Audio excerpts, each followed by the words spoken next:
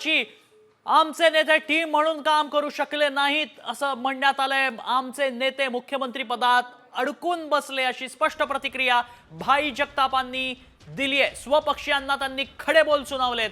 पराभवाची जबाबदारी घेऊन कारवाई करा असं जगताप म्हणालेत। भाई जगतापांनी स्वपक्षीयांना सुनावलंय।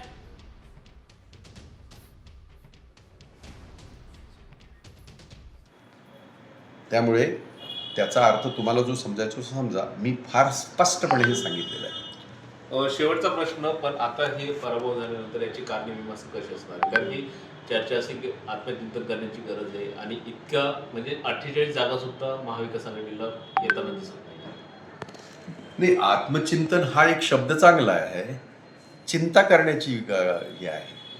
आत्मचिंतन आता सगळेच बोलतील, आता आम्ही आत्मचिंतन करू, चिंतेचा विषय आहे। काँग्रेस पक्षाच्या चिंतेचा विषय आहे। ज्या वेळेला या देशामध्ये इंदिरा गांधी सर्व देशभर हरल्या होत्या, पण माझ्या महाराष्ट्रामध्ये काँग्रेस जिंकली होती, हे आपल्याला विसरता येणार नाही। हा काँग्रेसचा विचार, ह्या परंपरा या महाराष्ट्राच्या शाहू फुले आंबेडकरांच्या, छत्रपती शिवाजी महाराजांच्या महाराष्ट्राच्या आहेत। दुर्दैवाने आज ज्या पद्धतीने आम्ही पाहतोय, ह्यांनी हे जे निवडून आलेले ह्यांनीच महाराष्ट्र नाचवला आहे। आमच्या सगळ्या याचा बहुजन समाजाचा ज्या पद्धतीने त्यांनी हे केलेलं आहे, अपमान केला, मग छत्रपतींच्या पुतळ्यातलं हे असू द्या किंवा इतर सगळ्या अनेक गोष्टी आहेत, त्याच्यावर आपण बोलू भविष्यामध्ये। परंतु आम्हाला त्याचा फायदा जसा लोकसभेमध्ये आम्ही उचलू शकलो, तसा आम्ही विधानसभेमध्ये उचलू शकलो नाही, ही वस्तुस्थिती आहे।